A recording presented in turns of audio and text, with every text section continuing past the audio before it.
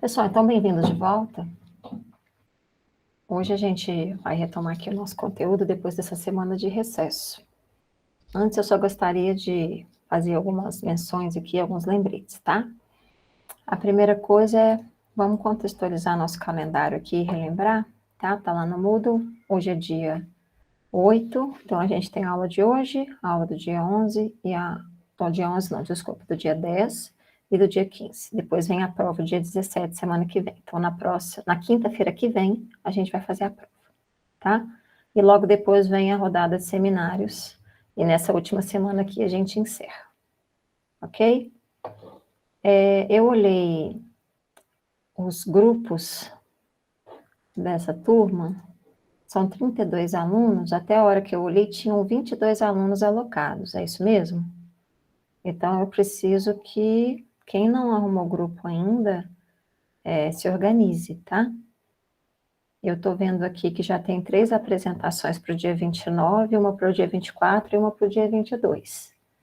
Então, quem ainda não tiver grupo, se organize, porque depois fica complicado e o seminário vale muito ponto, tá? Qualquer questão, vocês mandem e-mail, se tiver algum problema nesse sentido. Eu não sei se foi aqui ou no grupo da tarde, que a turma tem um WhatsApp. Vocês têm o grupo de WhatsApp aqui nessa turma? Da disciplina ou da turma de vocês?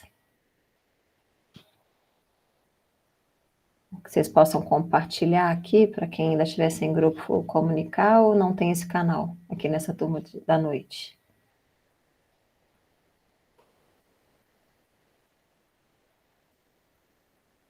Alguém, gente? Alguém pode me responder aí se tem, se não tem?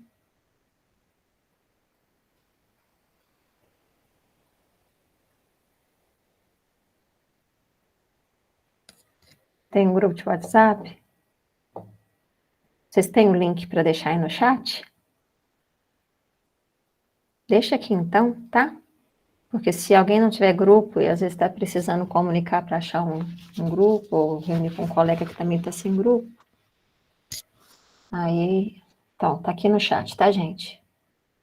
Quem ainda estiver sem grupo, tenta usar o canal de comunicação para poder formar o grupo, tá bom? E qualquer problema me avisa. Ok? Joia, então. Então, era basicamente isso. Prova semana que vem, seminários se aproximando. Eu deixei as regras do seminário lá, do que deve conter, mais ou menos, né?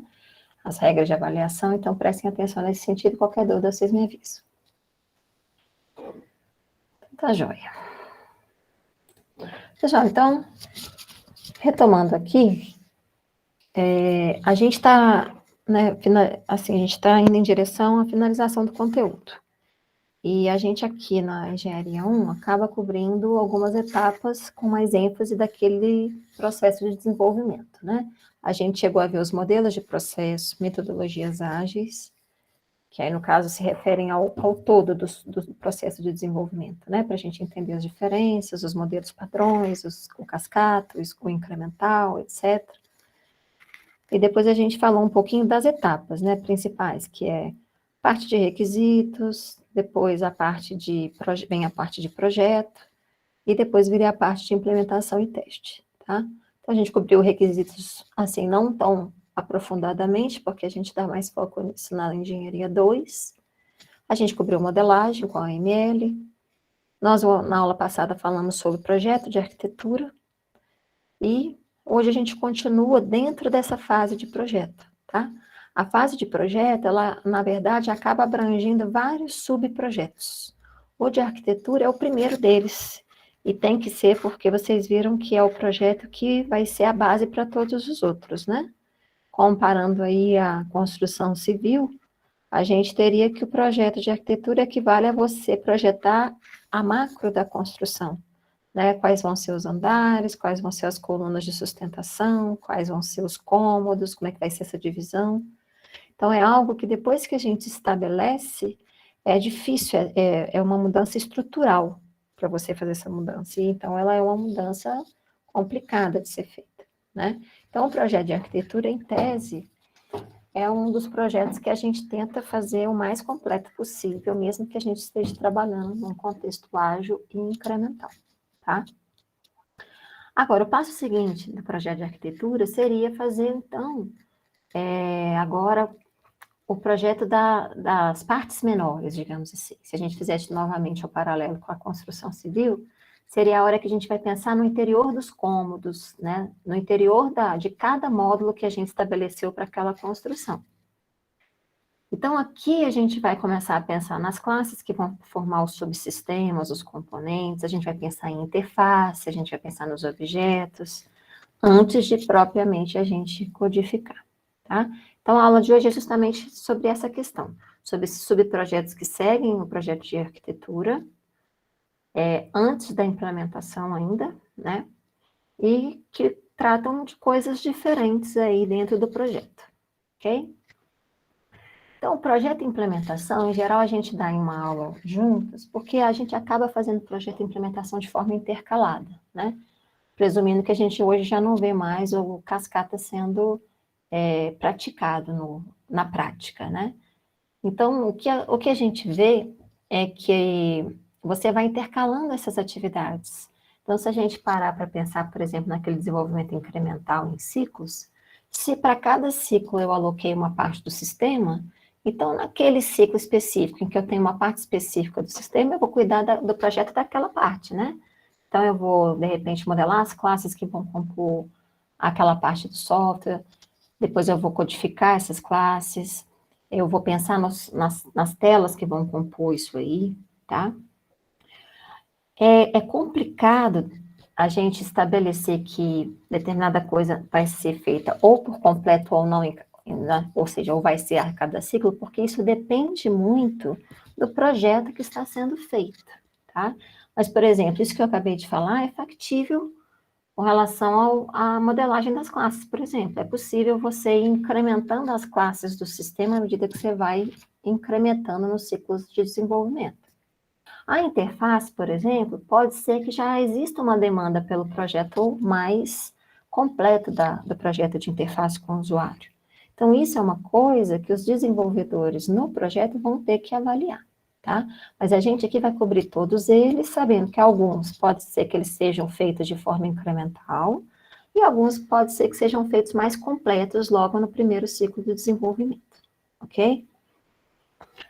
Então, o projeto de implementação são estágios que acabam sendo feitos de forma intercalada. A gente tem que lembrar que o projeto já é a solução de software, não é mais o problema a gente ele já exauriu ele lá nos requisitos, agora a gente está partindo para a solução. Então, é uma atividade criativa. O que eu quero dizer com isso? Não existe uma receita de bolo para você projetar um sistema, saber quais classes vão existir ali, como é que vai ser a interface. Quanto mais o desenvolvedor for experiente, mais ele vai ter facilidade de fazer isso, né? Mas é uma coisa que se faz projeto a projeto, usando a experiência do desenvolvedor junto ao que ele conheceu ali dos problemas e das demandas junto aos requisitos, tá? O projeto vai gerar o quê? Ele vai gerar, aí depende, né, da formalização que é usada, mas ele pode gerar modelos, ele pode gerar protótipos de interface. Então, são produtos possíveis nessa fase de projeto, tá? Quando a gente passar aí para a implementação, aí não existe dúvida, né? O produto é o código-fonte, porque não existe software entregue sem código-fonte, independente se você usa agilidade ou metodologia mais ágil. Desculpa. Independente se o seu método é mais ágil ou mais disciplinado, o código-fonte é o único artefato que não tem como você não produzir, né? Então, vamos seguir. Quando a gente está projetando, essa é a hora em que a gente está montando a solução do software. Tá? Então, aqui cabe a gente entender se a gente vai construir ou se a gente vai comprar. Isso significa o quê? Que você tem que avaliar se o que você vai desenvolver, de repente, já não existe pronto. E, às vezes, é o caso de, ao invés de fazer um projeto do zero, adquirir esse produto pronto. Tá? Aqui ele dá esse exemplo, né? Por exemplo, se você quer implementar um sistema de prontuário médico, você pode comprar um pacote que já é usado em hospitais, né? Existem muitas soluções hoje para segmentos já bem conhecidos no mercado, em que você já tem soluções, né? Essa é a hora de você entender E também, às vezes, até assim, você não vai comprar uma solução pronta, mas às vezes você vai comprar parte da solução e integrar no sistema que você vai fazer. Então, essas soluções, né, essas decisões de projeto, elas são feitas justamente aqui, tá? Esse termo aí, COTS, Commercial Off the Shelf, isso era muito usado, hoje a gente nem vê muito mais esse termo, né? Mas ainda está presente no Somerville, que é uma literatura mais tradicional. Isso aí era para designar justamente esses softwares, que antigamente eram os famosos softwares de caixinha, né, quando a gente ainda não tinha esse contexto tão popularizado de internet, e você podia comprar esses softwares e instalar, né? Então eram softwares que geralmente eram desktops, você comprava aquela caixinha, né? O Windows mesmo já foi muito vendido nas caixinhas, não é igual hoje que você compra a licença e você faz o download. Antigamente a gente comprava os softwares na caixinha, ou ele vinha em disquete, depois ele vinha em CD, tá? Então você comprava isso para você instalar. Então daí veio essa expressão commercial off the shelf, ou seja, esses produtos que já estavam prontos na prateleira, tá? Por isso que veio essa expressão aí. Alguém aqui já viu algum software desse tipo que vinha para ser instalado e era comprado por uma mídia física? Alguém, Pedro, já? Antigamente não tinha isso, tá? E a gente não está falando de tanto tempo assim, tá? Não tem mais do que, sei lá, há 25 anos, 20 anos, você comprava, era a mídia física mesmo, tá?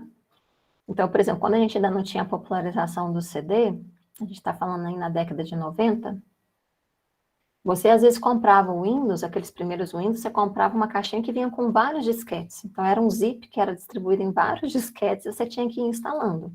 Depois melhorou, veio o CD, depois o DVD, tá? Isso, principalmente também para jogos, tinha muito isso, né? De você comprar a mídia. Mas hoje a gente não compra mais a mídia, né? Mesmo os jogos hoje, eu não sou muito de jogar. Mas eu imagino que mesmo os jogos hoje você não compra mais na mídia, você compra a licença e baixa, não é isso? Vocês que são especialistas em jogos aí me digam, aí no chat.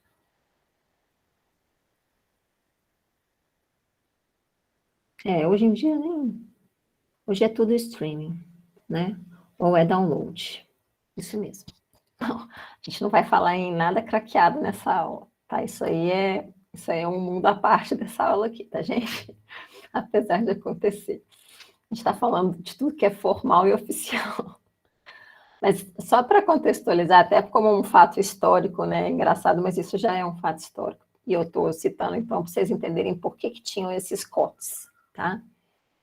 Agora, a gente não tem mais isso, né? Tudo via sempre stream ou download. Então, você compra a licença. Mas a ideia é a mesma, né? Se você vai utilizar alguma coisa que já esteja pronta, o momento, você vai ter que adquirir isso, se for algo comercial e que não seja livre, e você vai ter que fazer esse julgamento aqui nesse momento de projeto, tá? Bom, quando a gente fala no processo de projeto orientado a objeto, né, a gente vai focar mais nisso aqui, a gente está falando num projeto que acaba envolvendo vários modelos diferentes, né? A gente viu a OML, eu mostrei vários dos diagramas possíveis, então agora vocês entendem quando eu falo o que é um modelo. E quando eu falo que há vários modelos diferentes, são aqueles diferentes modelos possíveis, alguns inclusive que eu mostrei lá, tá? Diagrama de classe, diagrama de pacote, diagrama de sequência. Então, esses diagramas seriam usados para se fazer, né? O que a gente vai ver aqui, que é o modelo de classe, o modelo de pacote ou de componentes, o modelo de sequência, ok? E aí, o que vai ser feito ou não é aquela máxima sempre que envolve a realidade da equipe, né? Depende do que está sendo feito, mas o momento de se fazer essas questões é aqui, ok? Quando a gente tem equipes mais ágeis, às vezes, quando você fala em fazer muitos modelos, né, amplos e extensos, isso aí pode ter um custo-benefício que não compensa. Então, aí a gente às vezes vai ver o quê?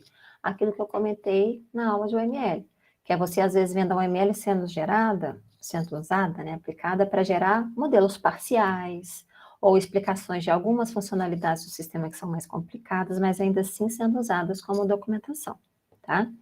Se a gente estiver falando de equipes maiores, sistemas muito grandes, às vezes você tem diferentes grupos que estão trabalhando nesse projeto, inclusive separados geograficamente, né? Depois da pandemia, isso é ainda mais comum. Você tem equipes todas que são distribuídas, elas não estão mais no mesmo escritório, cada um na sua casa, estão remotas. Então, nesses casos, modelos podem ser mais relevantes, tá? Até mais necessários, porque é uma forma de você unificar a comunicação sobre aquele projeto, ok?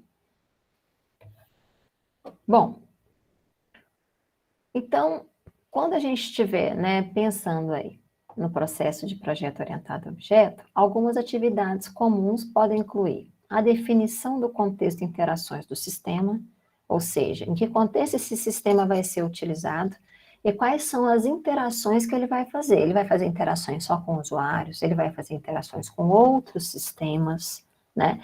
Tudo isso tem que ser considerado porque, por exemplo, no caso dele fazer interações com outros sistemas, como vai ser feita essa interface, né?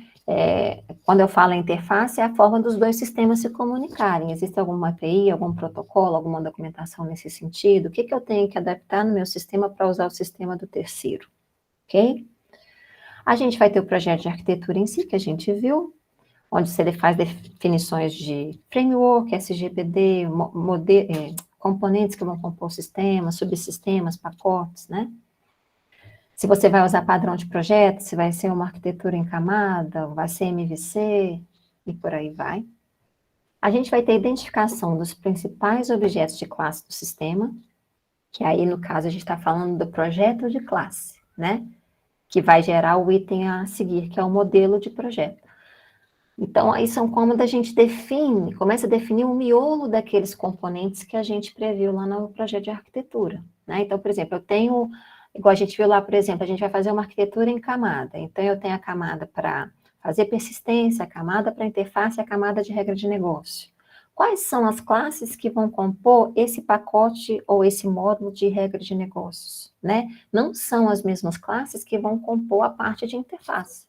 Então, aqui eu vou começar a pensar nos módulos e começar a pensar nos subprojetos para cada um desses módulos aí, ok? Não que isso tenha que ser feito tudo de uma vez, aí a gente volta naquela história. É um desenvolvimento iterativo incremental, então isso aí provavelmente vai ser feito abrigado nos ciclos, ok? Bom, além disso, a gente tem que pensar nas interfaces de objetos, tá? Então, aqui não confundam. Existe uma coisa que é a interface entre objetos.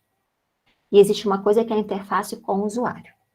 A interface entre objetos a gente viu lá, por exemplo, quando a gente estudou os diagramas de pacote, que a gente tem dependência entre os pacotes e também tem dependência entre as classes. O que é uma dependência? É quando uma classe usa um serviço de outra classe, né?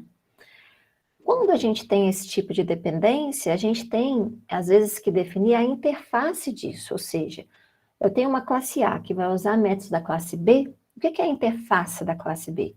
É justamente a definição do que vai ser oferecido em termos de métodos dessa classe B para as outras classes que vão utilizar, tá? E aí, quais são os métodos, parametrizações, quais são os tipos dos métodos, por quê? Vamos supor que a gente vai ter essas classes, essas duas classes sendo desenvolvidas por grupos diferentes no desenvolvimento. Então, às vezes, o cara está desenvolvendo aqui, ó, mas ele não está desenvolvendo a classe que ele vai usar, então ele tem que saber o que ele pode referenciar, tá? Então, essas definições de interface de objeto, quando elas têm que ser definidas, e aí, de repente, são só algum conjunto das classes, não são todas as classes, né, mas provavelmente aquelas em que se prevê uma dependência entre elas, isso é o que a gente chama de definir interface de objeto, ok? E, além disso, a gente tem a definição da interface com o usuário. Aí sim é aquela interface padrão, que significa aquela interface que o usuário vai ver e vai ser através dela que ele vai utilizar o sistema, né? São as telas, os comandos, os botões, a navegabilidade. Então, tudo isso aí vai ser interesse do estágio de projeto, ok? Alguns vão receber mais foco, outros menos foco, dependendo do tipo de projeto e do tipo da equipe.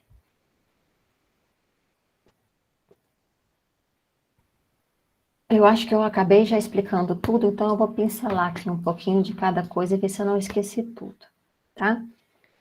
Bom, Então, identificação das classes. Não existe uma fórmula mágica para se fazer isso, então vai depender da habilidade de quem estiver desenvolvendo, tá? Essa identificação desses objetos de classe, né, das classes em si, é um processo iterativo. Então, geralmente, a gente acaba não conseguindo fazer de uma vez só, você vai fazendo isso de forma interativa, tá? Ou mesmo, à medida que você vai... Aí vem a intercalação que eu falei, né? Às vezes você pensou no projeto de várias classes, definiu aquilo ali, começou a implementar, viu que está faltando uma classe para isso, para aquilo outro, você tem que voltar no projeto e adicionar isso aí e depois codificar, tá?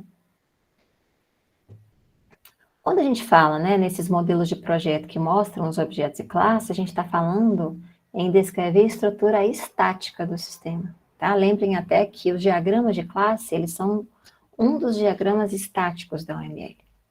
Quando a gente precisa cobrir comportamento, ou seja, o que acontece entre objetos durante a execução do software, a gente vai usar modelos dinâmicos. E aí, um deles que a gente estudou em OML era o diagrama de sequência, tá? Então, os modelos que a gente pode utilizar nessa fase que eu falei, então, são os modelos de classe, e são os modelos de subsistema, aqui, né, que mostram os agrupamentos lógicos de objeto. A gente pode lembrar que a gente, através de pacotes, consegue fazer esses agrupamentos, então, um diagrama de pacotes atenderia um modelo de subsistema. E os modelos de sequência que eu acabei de falar, quando a gente precisa mostrar comportamento de interação entre os objetos, tá? A gente pode utilizar ainda outros modelos, tipo modelos de diagrama de estados, modelo de caso de uso, mas aí entra aquela ideia que eu falei para vocês quando eu estava ministrando a aula de UML, né? São inúmeros modelos possíveis, mas esses modelos, eles são usados sob demanda, em algum caso específico do projeto, né? A gente não pode pensar que vai fazer todos os modelos, senão a gente infla demais o custo-benefício dessa modelagem. E se a equipe for pequena ou ágil, geralmente isso não faz parte desse contexto.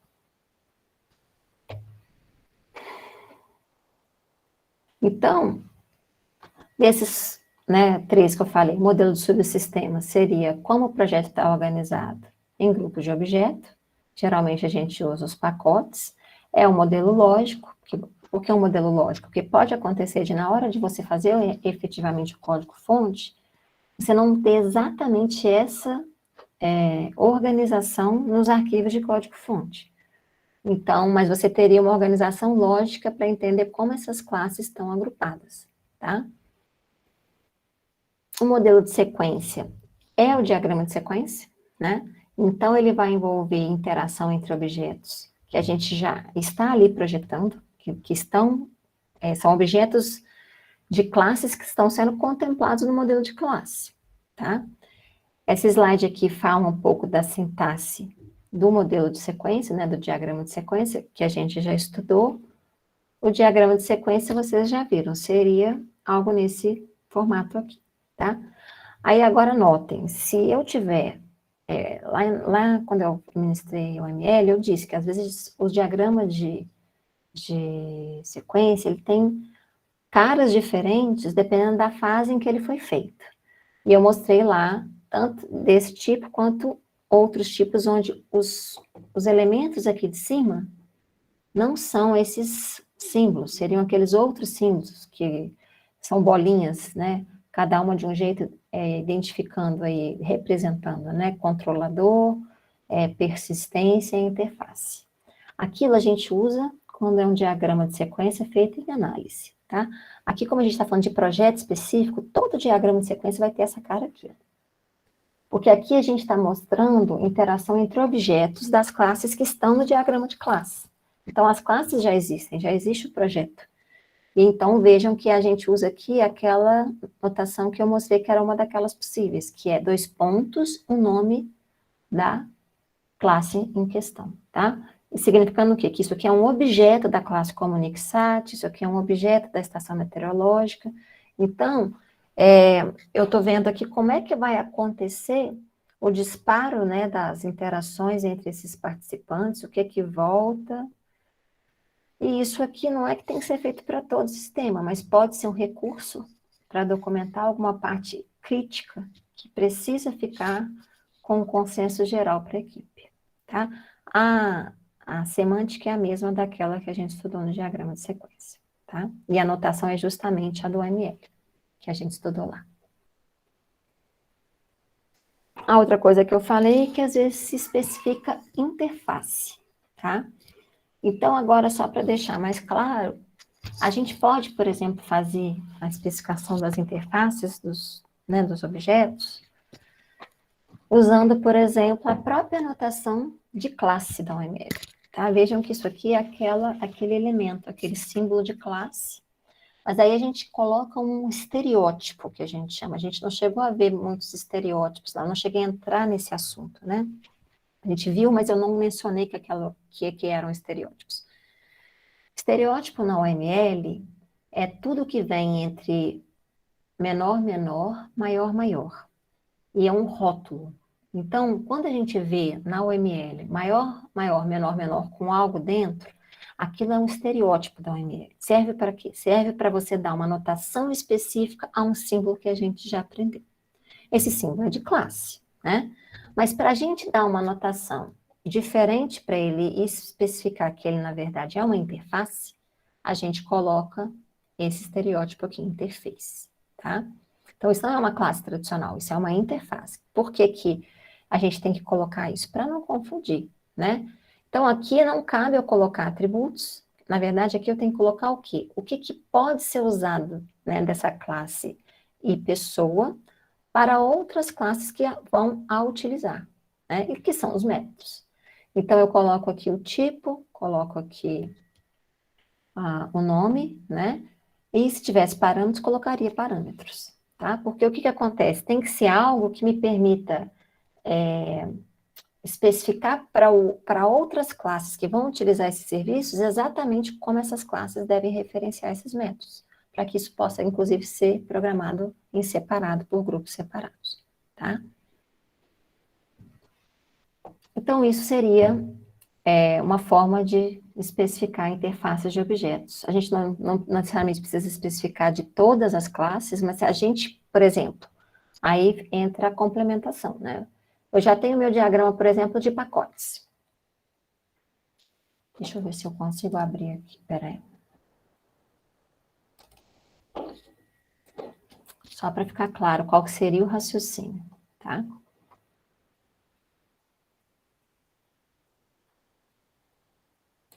Então, voltando lá na aula de UML, né? Vamos supor que eu pego um diagrama de pacotes como esse aqui. Gente, isso aí está lá na aula de UML, né? Então, vamos imaginar que aqui, ó, eu tenho uma classe que está sendo usada, esse pacote, por todas essas outras classes aqui. Então, existe uma dependência desse pacote de serviço para esse pacote DAO, tá? Se eu observasse isso aqui, na hora de definir interfaces, é crucial que eu defina a interface dessa classe aqui. E aí, o que que acontece? Eu definindo essa interface, se um desenvolvedor vai fazer essa parte e esse outro vai fazer essa outra parte, tá tudo certo. Porque esse cara aqui vai saber o que que ele tem que referenciar na hora de usar isso aqui. O que que ele pode esperar dessa classe, né? De resultado que volta e de como referenciar e o que que tem que ser passado como parâmetro. Injeção de dependência? Não entendi. Pode explicar melhor o que que seria Isso seria injeção de dependência? Não entendi, Matheus. Pode explicar melhor sua dúvida?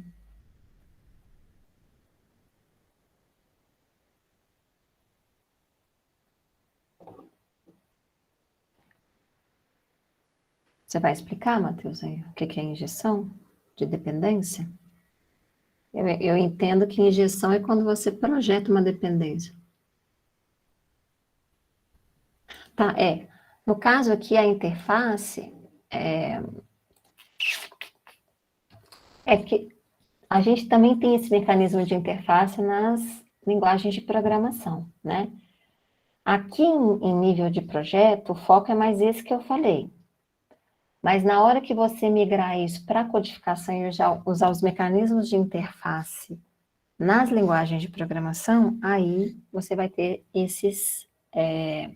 essas utilidades específicas que você pode estar falando, tá? Aqui, na verdade, é para que a gente entenda quais são as dependências entre os objetos. Ok? Ficou claro? E, de novo, a gente não faz isso para todas as classes, né? A gente pode, por exemplo, focar, igual eu falei, pega o diagrama de pacote, vê as dependências, os pontos que têm dependência, a gente define as interfaces, tá? Então, só para ficar claro o que são essas interfaces entre objetos, ok? E se a gente tiver que modelar isso com o ML, a gente pode usar esse recurso aqui da mesma notação de classe, mas com estereótipo específico, tá?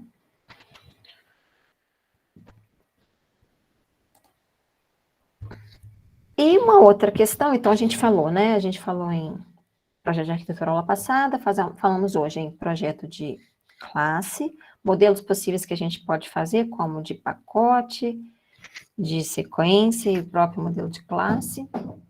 A gente falou em definir as interfaces entre objetos, principalmente naqueles pontos de dependência entre classes ou entre pacotes. E a outra coisa que a gente teria que preocupar na hora do projeto é fazer o projeto de interface, né? A interface com o usuário agora, tá? Que são as telas. Então, o que a gente foca na hora de fazer um projeto de interface? A gente vai focar na definição de quais vão ser as telas que o sistema vai conter. A gente tem que focar também no layout dessas telas, né? Então, aqui, o que é layout? É a diagramação, quais são os campos de entrada, como é que eles vão estar organizados, os botões, né? Os controles em si, checkbox, lista, etc. Qual que vai ser, por exemplo, controles que tem que acontecer, né, igual aqui, definindo de quais funções de controle de interface estarão habilitados ou não, visíveis ou não, dependendo dos níveis de segurança.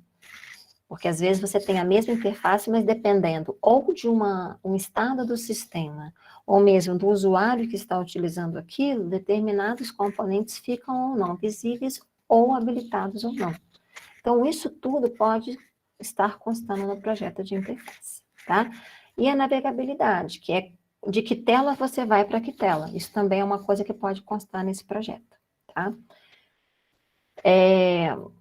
Lógico, gente, que é muito comum a gente ver, às vezes, um desenvolvedor que não faz isso, né? Ele já começa a codificar e vai fazendo a tela, já tudo junto e o que der, deu, tá? Principalmente em equipe pequena. Agora, aqui eu estou falando de quando é feito. Quando é feito o projeto de interface, a gente vai cuidar dessas questões. E uma coisa que também é possível, se a gente estiver fazendo um projeto, é fazer a validação desse projeto, tá? Que é possível fazer através de prototipação das telas. Então, a gente viu o que era protótipo do sistema lá atrás, né? Que era uma parte do sistema, ou só uma casca, algo que desse noção para o usuário o que é, para ele dar um feedback na hora da análise. Aqui a gente está falando de prototipação das telas. O que é prototipação das telas? Geralmente são figuras, tá?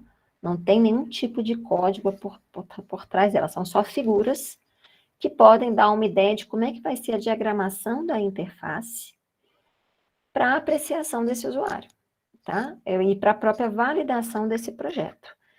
E aí, a partir dessas figuras, depois você efetivamente coloca aquilo na tecnologia que você for utilizar e faz as telas, tá? Quando a gente vai falar em prototipação de tela, a gente pode falar em prototipação de alta fidelidade ou wireframes. Eu vou explicar agora, por isso que eu não falei antes, tá, Rafael? Eu vou mostrar aqui, vai ficar mais claro. A gente tem dois tipos de protótipo de tela, lembrando só que, assim, protótipo de tela é figura, tá? Você pode ter protótipo de tela até num esboço em papel. Não é muito comum a gente ver isso na área comercial, mas às vezes, por exemplo, você está numa área de IHC, que é interação humano-computador, na própria academia, né? Eu digo, você está fazendo um projeto de pesquisa na universidade, você vai fazer um experimento com o usuário. Tem muitos experimentos que são feitos, às vezes, com wireframes no papel, tá? Porque o objetivo principal não é a qualidade do wireframe, é ver, de repente, alguma coisa relacionada ao sistema em si, e aí faz-se esse experimento com usuários. Mas, falando de coisas que a gente faz via ferramentas digitais, então a gente teria os wireframes e as telas de dados reais ou até protótipos navegáveis, tá? Que seriam aqueles com mais alta fidelidade. Mostrando a figura fica mais fácil, eu explico sobre ela. Aqui eu tenho exemplos de wireframes. O que são wireframes, então? São protótipos de tela que são esboços, tá? Eles não têm alta fidelidade com a tecnologia que vai ser aplicada lá no final no sistema desenvolvido. Então, o que eu quero dizer com isso? Quando eu olhar isso aqui, ele não tem a cara, o estilo CSS, que vai ter o meu sistema, né? Isso aí parece o seguinte, uma coisa feita até em Paintbrush. Não foi feito no Paintbrush, foi feito no Balsamiq, que é isso que está aí do lado. Mas é só um esquema, ele não reflete com alta fidelidade o estilo que vai existir no sistema final. Aqui o foco é o quê? É o que vai estar na tela. São as mensagens escritas, são os controles, os botões, se é check, se não é, onde eles estão na tela, que é para extrair do usuário que estiver validando se aquilo ali, para ele está ok, se ele está tendo um entendimento ok, se está claro, se está amigável, né? Então, para essa finalidade, você não precisa ter alta fidelidade, né? Você pode ter, mas não é necessário. Você pode, a partir de telas como essa aqui, que são wireframes, você já obter essa validação, tá? Então, quando a gente ouve falar em wireframe, a gente está pensando nesses protótipos de tela que são mais rústicos, né, e menos fiéis à tecnologia final que a gente vai utilizar.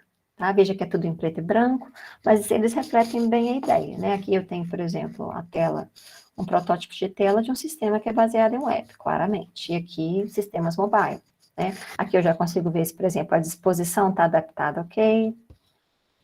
Se esses tipos de gráfico, né? Porque às vezes, por exemplo, eu quero um gráfico específico que mostre esse tipo de informação na tela. Não está claro. Então, sei lá, no seu protótipo você coloca o que você está pensando em colocar. É um gráfico de pizza, é um scatter plot, é um gráfico de base. Então, o usuário vai validar isso sobre algo que ele vê. Então, é muito mais fácil para ele dar o feedback, tá? E aí, a partir do momento que se fizer essa validação e os feedbacks forem retornados, se existem adaptações a serem feitas na ideia, são feitas e depois você reproduz isso na tecnologia e gera a tela final, tá? O que varia disso para os protótipos, né, que são navegáveis ou têm alta fidelidade, é o estilo, né? Então, aqui, por exemplo, eu tenho uma comparação de um esboço da mesma tela aqui, de um protótipo de tela feita no papel, feito como um wireframe aqui, e feito em alta fidelidade, que já parece o sistema pronto, mas não, isso aqui é só mesmo um protótipo de tela, tá? Então, aqui eu teria alta fidelidade, aqui eu teria wireframes nesse segundo e nesse terceiro, ok? Deixei esse link aqui, é um link é um link comercial, de um blog comercial, que fala um pouquinho sobre essas ferramentas de prototipação, tá? O Balsamiq é uma ferramenta de wireframes, ele gera coisas desse tipo aqui. O Figma, por exemplo, que é um editor de imagem, ele gera coisas desse tipo aqui, ó, de alta fidelidade, tá? Então, isso aí é uma coisa mais comercial, que evolui muito, eu acho legal colocar esses textos, porque eles estão mais próximos da realidade, ok? Aqui eu teria, de novo, né, outro exemplo de protótipo de tela com alta fidelidade, tirei desse link aqui, vocês podem dar uma olhada, também foi gerado pelo Figma, tá? Observem que aqui eu tenho várias telas do sistema, né? Eu tenho a de login, eu tenho o que vai ter depois, como é que vai ser listada a informação, aqui eu tenho algum tipo de cadastro, então isso faz com que quem estiver validando tenha uma noção muito clara de como é que vai ficar o sistema, tá? E poupa tempo, né? Porque é melhor você corrigir em cima disso do que corrigir em termos de telas que já estão prontas. Ok? Aí você tem que, lógico, sempre fazer a ponderação de o que você vai utilizar, se vai ter prototipação de tela, se deve ser com fidelidade ou não, porque tudo depende sempre do custo-benefício e da demanda do projeto em si, tá? Você tem que considerar seu tempo e orçamento, porque você tem que entender se você precisa de uma prototipagem mais rápida, se você tem tempo para fazer uma prototipagem mais detalhada, se há tempo para fazer alguma prototipagem, ou se não fazer, pode ser uma economia de tempo, mas depois não vai ser de custo, porque você poderia ter evitado determinadas correções num sistema que já está pronto, né? Essa questão do conhecimento técnico dos usuários, quanto mais leigo digitalmente é o usuário, né, mais difícil é para ele visualizar um sistema pronto. Então, aqui, para usuários, né, que tenham, às vezes, assim, que são não tem essa natural, né, aquele que ele está falando, né, não são nativos digitais, ou seja, eles não têm essa fluência no digital, pode ser que seja mais adequado você já pensar em uma alta fidelidade de prototipação aí de telas, né, porque aí já fica bem próximo do que vai acontecer, ele tem uma noção real, ele consegue visualizar o sistema como ele vai ficar, né. Quando você vai fazer prototipação de tela, e esse protótipo vai ser feito por quem vai desenvolver, e vai ser validado também por quem vai desenvolver, não faz muito sentido, né? É o que ele chama de conflito de interesses. O ideal é que você valide protótipos de tela com quem não vai desenvolver e com quem não fez esse protótipo, porque do contrário, você acaba já tá influenciado pela sua própria solução. Talvez aí nem valesse a pena fazer. Espera que tem uma perguntinha aqui. Não acontece tanto em sites, né, professora? O que não acontece? Não entendi. Se puder esclarecer melhor.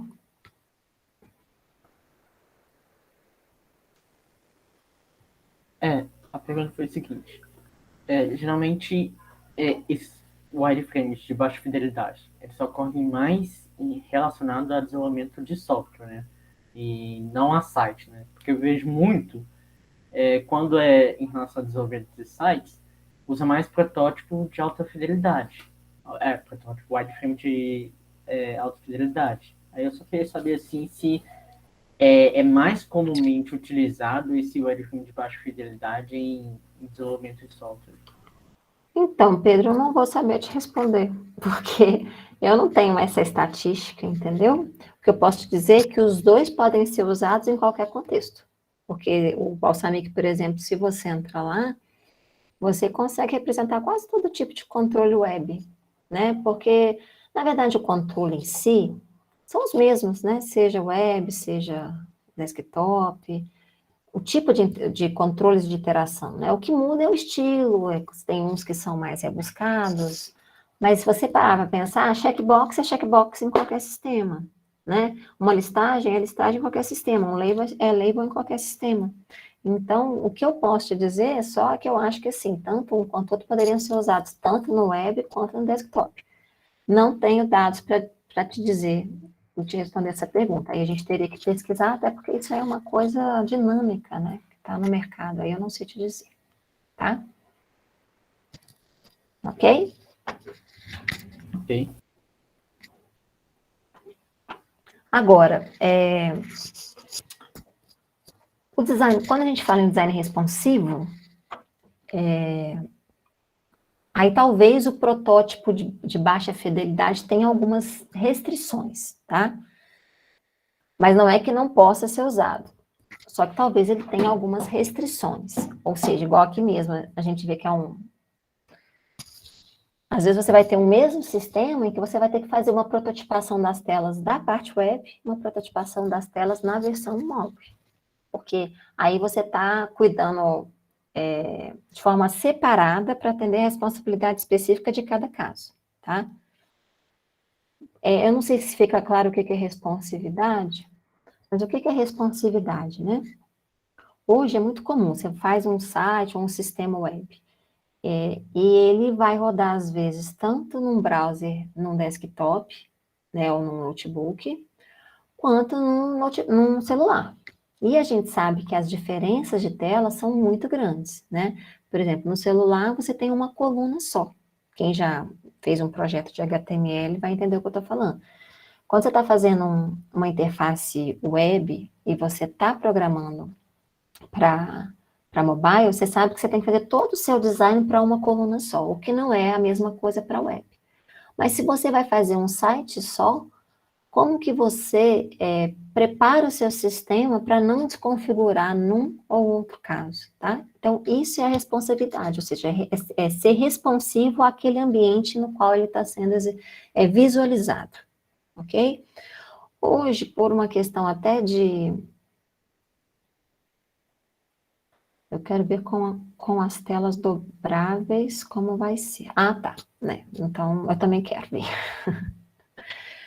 Mas hoje, o que acontece? Com hoje o HTML5 né, essas tecnologias, né, JavaScript, CSS, muitos templates, isso tudo fica muito mais fácil, tá? Mas, na hora de fazer as prototipações, essas questões todas, elas acabam permeando essa questão, essa atividade em si. Então, por isso que eu estou citando aqui, tá?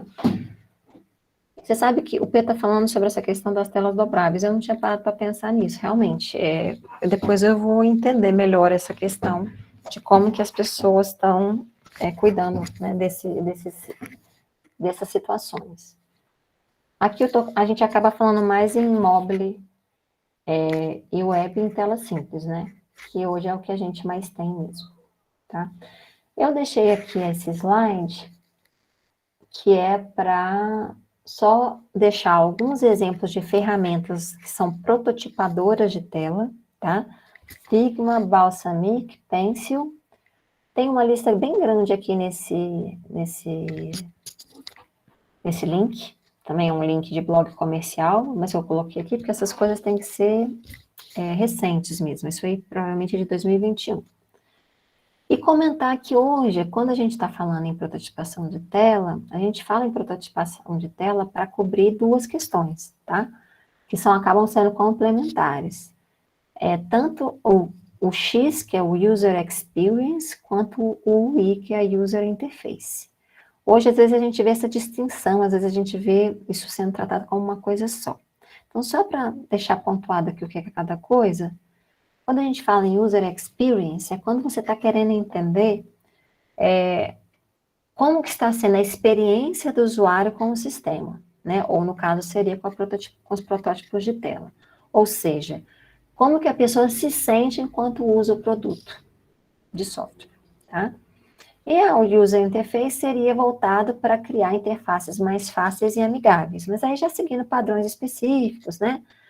Porque quando você vai fazer o layout de uma tela, existem inúmeras boas práticas que a gente pode assumir, né? Por exemplo, ninguém vai pegar e colocar o botão de fechar, o xizinho de fechar, na parte de baixo da tela à direita, que seria justamente o oposto do que é o consenso.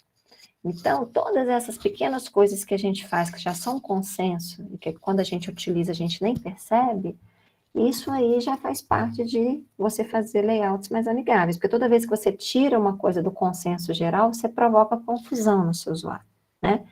E, além disso, também tentar fazer os outros elementos da tela de uma forma que eles promovam uma tela mais amigável. As duas questões são complementares, e quando você usa protótipo de tela, você pode estar tentando validar as duas em conjunto, tá? Ok? Então, isso é o que a gente teria aí para dizer sobre prototipação de tela, ok? Dúvidas até aqui, gente? Algo que vocês queiram perguntar?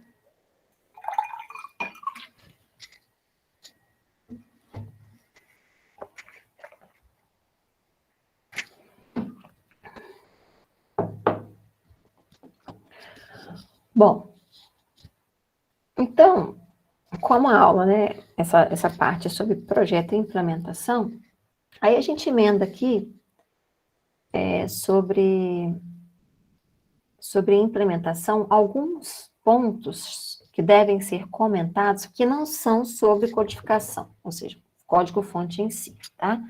A parte de programação em si, a gente vê em programação, em disciplina de programação. Aqui a gente vai falar em outros pontos que também devem ser preocupação quando a gente está na fase de implementar, ok? Basicamente aqui eu quero falar um pouco sobre reuso e gerenciamento de configuração, tá? E algumas boas práticas de implementação aqui, geralmente a gente também costuma comentar, sem entrar muito na questão da programação, tá? Bom, então, sobre reuso, né? Bom, aqui eu deixei essa parte aqui até como uma questão mais histórica, né? Mas a gente, no início do desenvolvimento, ali nas décadas de 60, 90, praticamente tudo que se fazia era escrever do zero, né? Porque a gente não tinha ainda uma área consolidada de desenvolvimento. Então, os projetos eram feitos do zero, eram inteiramente codificados, projetados e por aí vai. Com o tempo, né, e com o desenvolvimento da área, o desenvolvimento das tecnologias, enfim, a gente foi começando a perceber uma, uma tendência a se praticar o reuso, tá? Pela facilidade, também pela pressão de você reduzir custo, né? Porque se você pega coisas que já estão prontas, o custo é menor. Principalmente se são coisas que, inclusive, já foram usadas antes, já foram bem testadas, então você economiza custo e prazo, e ainda vai utilizar algo que, teoricamente, já está sem problemas. Quando a gente fala em reuso, a gente pode pensar em alguns níveis possíveis de reuso, tá? A gente pode falar em reuso em nível de abstração, que é quando você utiliza uma ideia. Então, aqueles padrões, por exemplo, de arquitetura que a gente falou na aula passada, a gente não está reutilizando o software ou a codificação ou o código-fonte daquilo, a gente está reutilizando que as ideias propostas pelo padrão, que é um jeito de resolver um problema. Então, aquilo, por exemplo, é a reutilização em nível de abstração. A gente pode ter reutilização em nível de objeto ou componente. Então, o que seria em nível de objeto? É você reutilizar classes que já estão prontas, né? Geralmente isso é muito comum hoje. A gente vai programar, a gente usa uma infinidade de bibliotecas que já estão prontas e as suas respectivas classes, né? Então, esse reuso que a gente faz em nível de codificação dessas bibliotecas, desses módulos prontos, das classes que já existem, isso seria reuso em nível de objeto e em nível de componente, tá? E se a gente falar em nível de sistema, a gente já estaria falando mesmo em reutilização de sistemas e aplicações inteiras. E aí isso já seria uma decisão que a gente toma em tempo de projeto, igual eu expliquei mais cedo, ok? Quais que são os custos envolvidos com o reuso? Bom, os custos envolvidos com o reuso seriam, e por que a gente fala nisso, né? Porque senão a gente fica só falando que reuso ajuda a economizar tempo e custo, mas ele também tem um custo e também tem um custo de tempo e de orçamento, tá? A grande questão sempre é a gente fazer o custo-benefício e entender se vale a pena aquele reuso.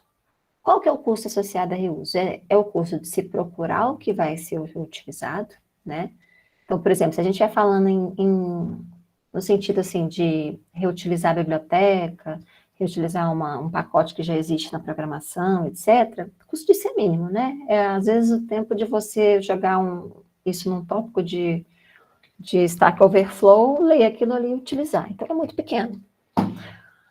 E a adaptação disso também, né? Porque você já vai ler a documentação ali, se tiver, e você já vai integrar no seu código, ok. Agora, quando a gente vai falando de componentes maiores, ou mesmo de subsistemas ou sistemas, aí o custo às vezes já é maior, porque aí você tem que fazer uma procura mais extensa, né? Entender se aquilo se adapta ao projeto e às demandas de requisito que você tem, e depois você tem que pensar nas integrações com o seu sistema. Então, aí o custo já pode ser um pouco mais alto. Isso significa que não deve ser praticado? Não. Isso significa que você tem que considerar isso na hora de reutilizar para ver se vale a pena ou não. Tá? Então, são considerações que a gente deixa pontuado aqui. Bom, e uma outra questão, além do reuso, que vai permear a fase de implementação, é a gerência de configuração, tá? O que seria a gerência de configuração? E ela é muito importante. A gerência de configuração é o nome que a gente dá para o processo geral de você gerenciar mudança no seu sistema. Aqui nós vamos focar mais na parte dos códigos-fonte, mas é lógico que você pode ter gerência de configuração de qualquer artefato gerado durante o desenvolvimento. Modelos, documentações, a própria documento de requisito, tudo tem versão, né? Porque tudo vai sendo modificado. Então, isso tudo pode sofrer gerência de configuração, tá? Mas a gente aqui vai acabar focando mais, sempre pensando no código-fonte, que acaba sendo, de repente, às vezes, o maior vilão e é a maior demanda por esse tipo de gerência dentro do desenvolvimento. Tá? O objetivo desse gerenciamento de configuração é dar suporte ao processo de integração do sistema para que todos os desenvolvedores possam acessar o código do projeto e os documentos de uma maneira controlada, descobrir quais foram as mudanças que foram feitas em cada código, ou seja, em cada arquivo, poder compilar com tranquilidade versões estáveis do sistema, né? Enfim, de forma geral, você controlar tudo que compõe o sistema ali em nível, para você gerar versões estáveis.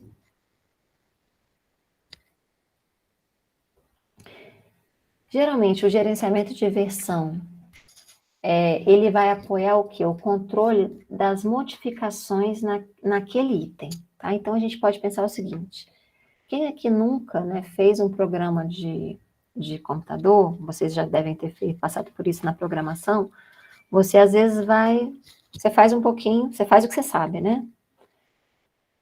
E a gente nunca faz tudo de uma vez. Então, você rodou aquela parte, tá ok, aí que você vai implementar mais uma parte. Geralmente, o que a gente faz é guardar a parte que está funcionando, faz uma cópia de segurança, e aí muda, e aí continua mudando. Por quê? Porque se você injetar algum erro muito grave ali, e não conseguir mais resolver aquilo, você tem a versão estável que estava rodando antes. Alguém já passou por isso? Já fez isso na hora de programar?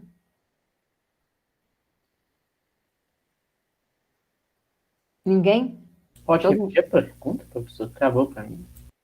Não, estou dizendo assim, alguém já passou por uma situação em que ia fazer um trabalho de programação aí nas outras disciplinas? Aí, geralmente, você faz uma parte do sistema, rodou, ok, beleza, você guarda uma cópia daquilo e continua as modificações, né? Porque se alguma parte que você está fazendo não der certo e você se perder, você tem a última versão estável do seu programa. Quem nunca? E alguém já se perdeu nessas versões e acabou perdendo coisa que já tinha feito e que estava funcionando? Tem gente aí que já usou esse tipo de gerência de configuração. Alguém já perdeu coisa? Ou mudou o arquivo errado, achando que era o mais recente ou mais estável, na verdade perdeu modificação? Acho que todo mundo, né? Quem nunca, né? Até porque quando os sistemas são simples e a gente ainda não tem tanta experiência, a gente não usa, assim, um gerenciador de configuração. A gente vai aprender a usar isso depois. A gerência de configuração é justamente para evitar isso. Porque vocês imaginam, se em nível de um desenvolvedor fazendo um programa acadêmico, que às vezes tem poucos arquivos, né? Você já tem essa problemática, você imagina isso aí num sistema que você vai ter centenas de códigos-fontes sendo alterados por uma equipe grande, que não é um desenvolvedor só. Você pode ter conflito de versão, você pode ter gente que às vezes injeta um problema num código-fonte, faz o sistema como um todo ficar instável. Você pode ter dois desenvolvedores que vão tentar mexer no mesmo arquivo, fonte, ao mesmo tempo, e aí ninguém vai saber qual versão que usa, se é a que está com fulano A ou com fulano B, tá? Isso tudo aí é problema factível, tá, gente? É coisa do dia a dia da implementação. Então, se você não tem uma gerência disso, você vai ter muitos problemas. Problema de bug, problema de não saber quem foi que injetou um bug na equipe, problema de versão que você não consegue gerar uma versão estável para liberar para o seu cliente. Para evitar isso e controlar isso é que a gente vê o uso da gerência de configuração, tá? Ela vai fazer a gerência completa de todas essas questões para não só gerenciar a versão de cada código-fonte, ou seja, cada arquivo ali, mas também gerenciar a integração, tá? Porque, às vezes, por exemplo, você teve problema num arquivo só, a versão daquele arquivo estável é uma prévia, e você precisa gerar uma versão que a gente chama de baseline, por exemplo. Você consegue fazer esses controles e usar a versão estável que não compromete o sistema daquele código-fonte. Então, tudo isso aí entra em gerência de configuração, e hoje em dia é impossível você pensar em implementação sem isso, tá? Principalmente em nível de equipe. Aí, vocês já devem ter ouvido alguns exemplos de ferramentas que ajudam nesse sentido, tá? O Git, o CSV, eu tinha posto aqui, mas acabou ficando no template errado. O Git, o CSV, o SVN, todos eles são programas de gerência de configuração, tá? Então, na aula que vem, eu vou detalhar um pouquinho mais essa questão da gerência, tá? Do que geralmente é preocupação dessa gerência quais são as questões envolvidas, tá? E por que isso é tão importante. Aí, depois, inclusive, vocês podem começar a utilizar nos programas de vocês, tá? E aí a gente vai falar de mais algumas coisas que permeiam